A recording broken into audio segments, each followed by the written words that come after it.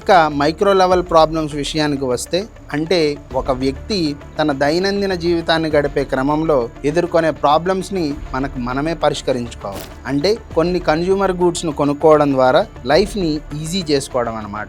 ఈ క్రమంలో మార్కెట్లోని కార్పొరేట్ కంపెనీలు మన అవసరాలను గుర్తించి వాటికి పరిష్కారంగా కొత్త ప్రోడక్ట్స్ని లాంచ్ చేస్తూ ఉంటాయి.